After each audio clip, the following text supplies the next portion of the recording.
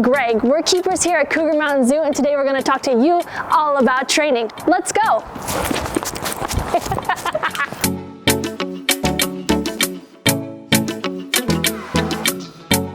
Last time you were at the zoo, you may have seen some of our mini lectures. Maybe you were even lucky enough to see some training.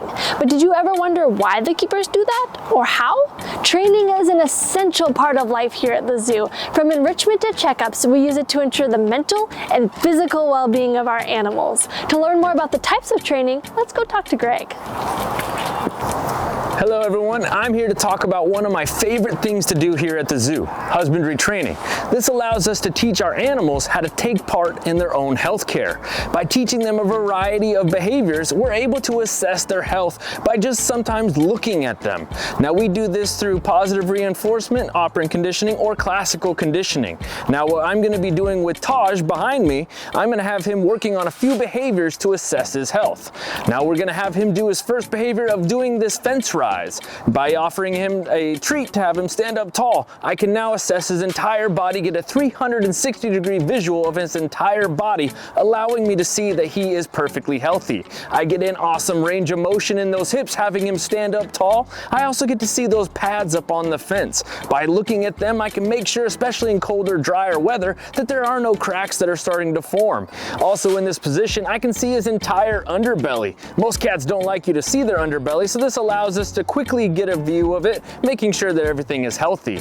There is also another behavior that we can teach our cats how to do, and this is a very beneficial training method or a behavior. By having them lay down on the ground, we can now see his entire spine. This allows us to, if we can't get a weight on them regularly, we can assess to see his weight just by looking at the rib cage and how his hips line up. Also with him laying down, I'm able to see those hips in that range of motion even better than that fence rise position. Now also in this position, we can have them voluntarily present their tail, allowing us to attempt to draw blood from that lower tail vein. And this is another way we can assess and make sure our cats are as healthy as they can be. Now remember, not all training is going to go smoothly. While training these behaviors, you may hit some bumps in the road, but do not get discouraged. You always want to train these basic behaviors so you can fall back on them, because you always want to end a training session on a positive note. Wow, Greg, that was amazing. I sure learned a lot, and I hope you at home did too. Now to Haley to learn a little bit more about enrichment and another type of training. Hi everyone, now that you've learned about husbandry training, I'm going to talk about operant conditioning and positive reinforcement training, and now that can also be enriching for our animals here at the zoo. Now to talk about some of those words I just said, I'm going to start with operant conditioning. Operant conditioning is associating a voluntary behavior with an effect or an action. Now, to kind of make that more sense for you kiddos at home, if you were to clean your room and your parents gave you a bowl of ice cream afterwards, wouldn't you be more likely to clean your room again? I know I sure would be. Now, the same applies for our animals here at the zoo. If they do a behavior and they get something they like afterwards, they're more likely to do that behavior again. Now, that's true for a behavior that Iha knows how to do. He plays peekaboo with his friends that come and visit him at the zoo, and this was a behavior he actually did on his own, and that we started giving him treats for to make it more likely he would do it when we asked him to. So let's see if he'll do it for us right now. All right, Iha, can you show us how you play peekaboo?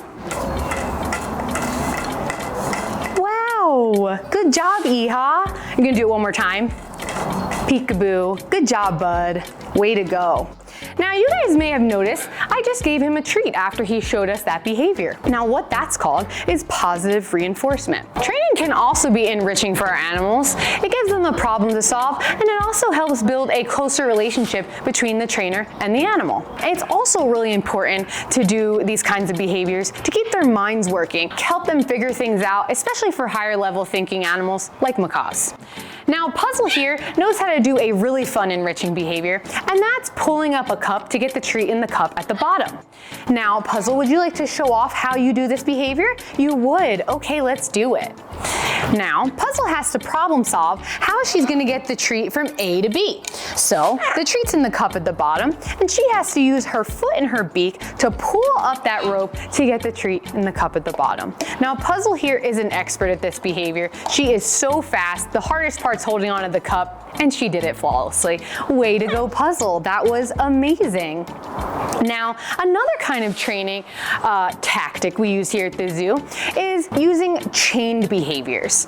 Now, what chained behaviors are they are a series of smaller behaviors linked together like a chain to form one long behavior. Now, the way that we train these kind of behaviors is by training the last behavior first, so the animal always knows what's coming next. Now, Iha here has been trained to do this behavior where he goes through this obstacle course. Now, he learned how to do the slide first, and then we eased onto the cup where he had to figure out how to put a hook into this cup here. And then we eased in the tunnel. So he had to figure out how to put the hook, walk through the tunnel, and into the cup. And he knows exactly what's coming next, which is going up the ladder and down the side. Let's see if we could check it out right now. Now, this was a pretty easy part of the behavior to add in because climbing is a supernatural behavior for macaws. It's how they get everywhere in the wild in those tall trees. They climb all around those trees that they're native to. So climbing was easy to add into this behavior, but Iha knows exactly what's coming next, which is carrying that hook through the big, dark, scary tunnel and into that cup. Way to go, Iha. Now, he knows exactly what's coming next. It's not looking at his feet, it's climbing up the ladder. Way to go, Iha. Now, he has a little bit of a hard time with this part, so sometimes he needs a helping hand. Alrighty, you ready to go down the slide? And he's ready and he's off. Way to go, Iha. That was amazing.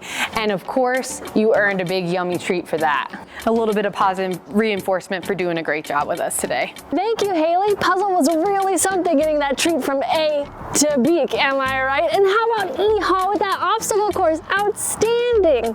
All right, guys, now that we know a little more about training, it's time to try it out at home. I'm gonna give you a few basic steps to get started. Number one, you wanna build a relationship with the animal you're working with. That's really important.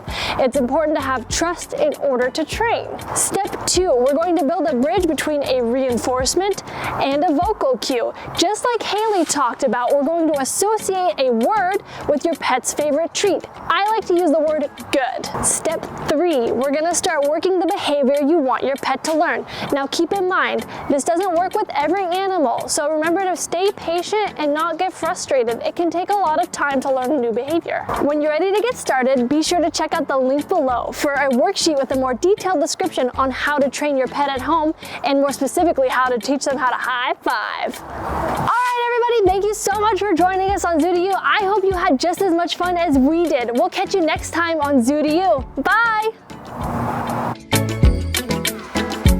Catch you next time on Zoo to You. Bye. Oh, no. Do it again.